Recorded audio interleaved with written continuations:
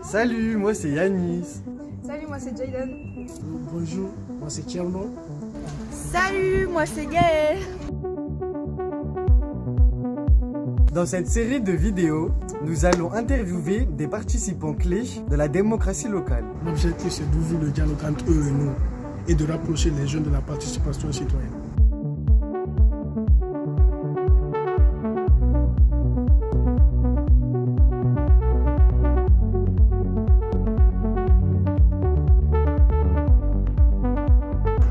En quoi consiste votre poste? Alors, moi, je suis adjoint au maire en charge de la démocratie locale, de la participation citoyenne et de la prospective. La prospective, c'est pour imaginer le futur.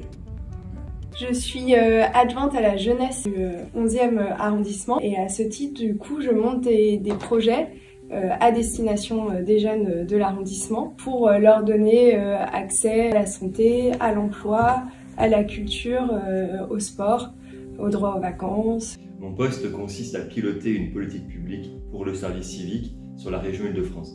Mon précédent poste, j'étais gestionnaire budgétaire et financier, notamment sur le programme 147 de la politique de la ville. C'est des projets qui sont menés dans le département au bénéfice des jeunes des quartiers difficiles. Pourquoi avez-vous choisi de faire ce travail? L'intérêt général, puisque j'ai intégré la fonction publique en 2008. Ça fait partie de apporter son expertise au service de la population, je pense que ça fait aussi partie de la priorité. Faire savoir aux jeunes que des droits existent et qu'il faut qu'ils s'en saisissent et qu'ils n'hésitent pas à les revendiquer haut et fort.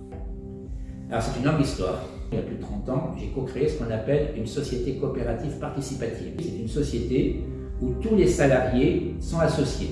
Ça veut dire qu'ils ont une part de capital de l'entreprise, ça leur donne le pouvoir de décision. C'est le principe d'un homme égale une voix. Lorsqu'on se réunit en assemblée générale dans l'entreprise, chaque salarié, sa voix compte, elle est égale à toutes les autres voix. Donc c'est l'égalité. Et les résultats de l'entreprise sont répartis autour de tous les salariés et de tous les associés. Chacun a sa part de résultats.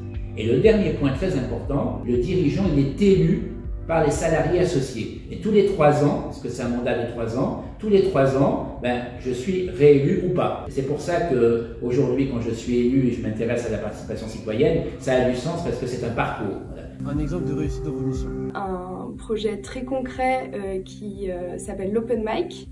Et en fait, ça consiste à mettre en place tous les mois ou tous les 2 mois un concert ouvert à tous les jeunes du 11e arrondissement. C'est de l'improvisation, donc ils viennent s'exprimer, dire ce qu'ils ont à dire sous forme de rap, de rock, de jazz, enfin sous la forme qu'ils veulent. Et ça a super bien marché. On a fait ça pendant 1 an et plus on les faisait, plus les jeunes étaient nombreux. À la mairie du 11e, on est la seule mairie d'arrondissement à Paris à le faire.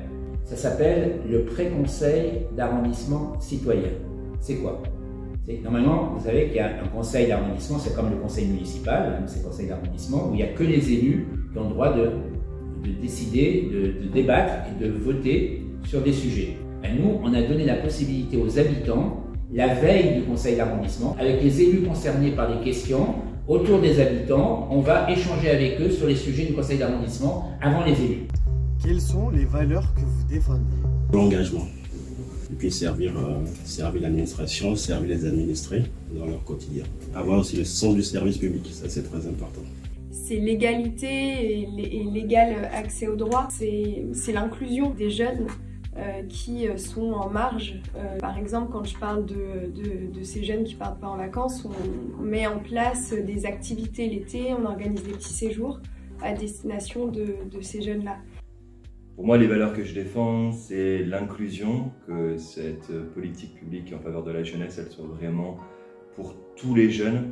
Et également, l'idée, c'est de pouvoir répondre aux challenges de la jeunesse aujourd'hui, et je pense particulièrement aux enjeux sur l'environnement. Je dirais que la principale valeur, quand on est élu, ça s'appelle l'intérêt général.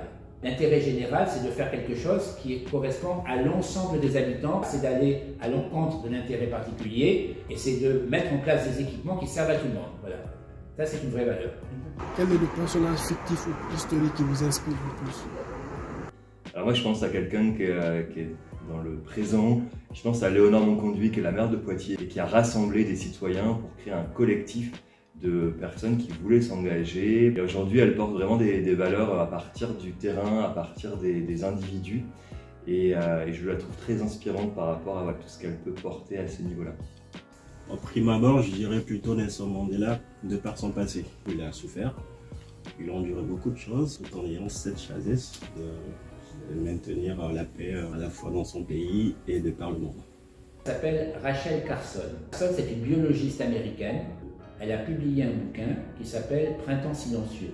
Elle a été la première à se battre. À l'époque, il y avait un pesticide, je ne sais pas si vous l'avez connu, qui s'appelait le DDT, qui a été interdit grâce à ses travaux.